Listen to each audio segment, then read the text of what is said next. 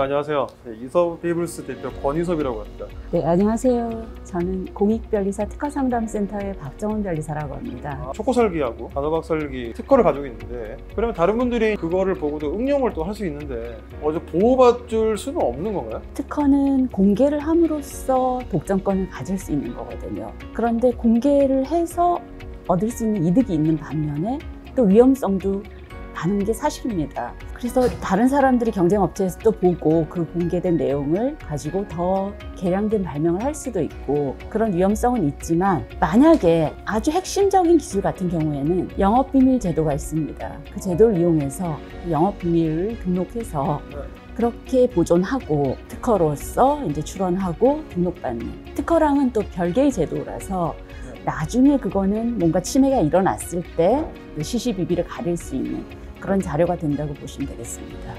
상표 출원을 했어요. 가격적인 면이 부담이 되더라고요. 소상공인들한테 지원해주는 제도 같은 것들이 있나요? 저희가 공익변리사 특허상담센터인데, 저희 센터에서는 소기업에 대해서 등록 가능성 있는 특허에 대해서는 서류 작성 지원합니다. 무상으로 상담도 해드리고 대리인 비용이 들지 않는다고 보시면 되는 거죠. 근데 대리인 비용이 제일 크더라고요, 기준. 맞습니다. 대리인 비용이 한 몇백만 원 되기 때문에 절약하실 수 있는 거죠. 같은 상호인데 한 분은 상표를 갖다가 등록을 했어요.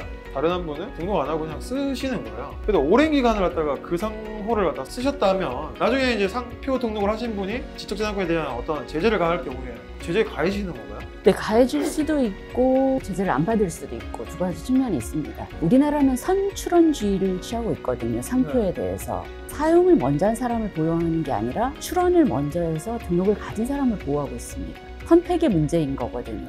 특허랑은 좀 다른 건데, 특허는 진정한 발명자를 보호한다고 보시면 되는데 상표는 먼저 선택해서 출원한 사람을 보호한다고 보시면 되겠습니다.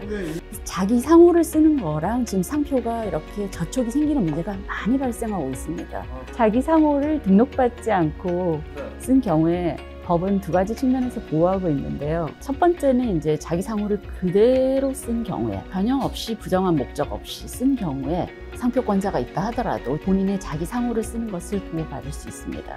그런데 이 요건을 적용받기 위해서는 자기 상호를 그대로 쓴다. 이게 굉장히 중요한 요건이 됩니다. 예를 들어 상호가 주식회사 이섭 페이블스입니다. 그럼 그대로 쓰셔야 됩니다. 그걸 영문으로 쓰셨다든지, 상호는 한글로 받았지만 영문으로 쓴다든지 변형해서 썼다든지, 그런 경우에는 이런 보호를 받지 못하게 됩니다. 그래서 자기 상호를 그대로 쓴 경우에는 상표법 90조에 의해서 보호를 받을 수 있다. 이렇게 생각하실 수 있고요. 선사용권을 적용받기 위해서는 어떤 제3자가 출원하기 전부터 계속해서 사용했다. 그리고 어느 정도 알려졌다. 그런 경우에 또 선사용권의 적용을 받을 수 있습니다. 그래서 일정한 범위 내에서 그렇게 정당 사용하신 분들을 좀 보호하고자 하는 노력이 있다. 이렇게 생각하시면 됩니다. 앞에 로고만 다르면 된다, 다 따라할 수 있다, 이런 얘기들도 좀 많이 들리지 않나요? 상표에 따라 다릅니다, 선생님. 이제 어떤 상표는 이제 도형과 문자를 결합해서 결합 상표로 쓸 수 있는데요. 문자에 식별력이 없는 경우, 호박설기란 초코설기란 제품이 있는데 이런 제품은 사실 원재료를 표시한 거기 때문에 이 문자 자체에 식별력이 없습니다. 그런데 어떤 로고를 결합해서 출원해서 등록 받으실 수 있거든요. 그런 경우에는 예를 들어 이섭 페이블스 호박설기, 그러면 호박설기의 식별력을 인정받은 게 아니라 전체적으로 이섭 페이블스 호박설기 이렇게 된 거기 때문에, 만약에 호박설기는 누구나 쓸 수 있는 표정이거든요. 아까 선생님 말씀하신 이섭 페이블스는 떡집에 대해서 굉장히 식별력이 있는 표장이거든요. 이런 경우에는 도형이 중요한 게 아니라 이 문자의 식별력이 훨씬 강하기 때문에, 압도적인 식별력을 가지고 있는 상표이기 때문에 도형이 달라진다 하더라도 다른 사람들이 등록을 받을 수도 없고 사용을 해서도 안 되는 이런 문제가 생기는 거죠.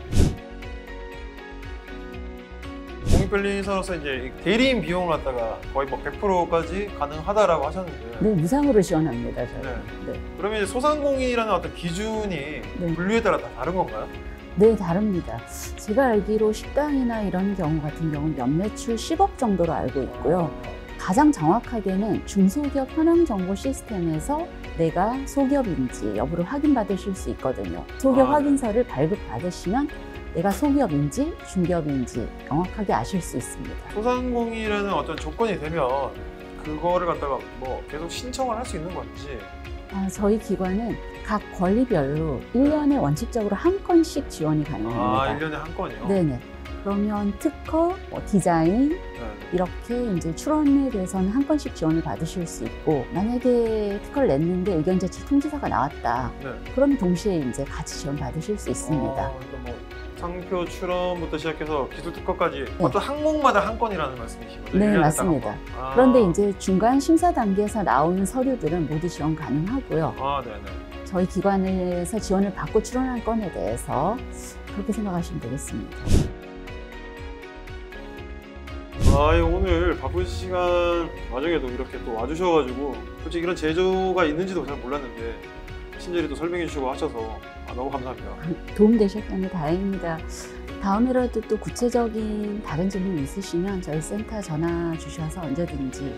이제 좀 네. 편하게 전화 드릴 수 있을 것 같아요. 네네. 옛날에 솔직히 뭐가 뭔지 몰라가지고 뭐라고 질문을 드려야 되나도 좀 어려웠었거든요. 네. 네, 오늘 가르쳐 주셔서 감사합니다. 네.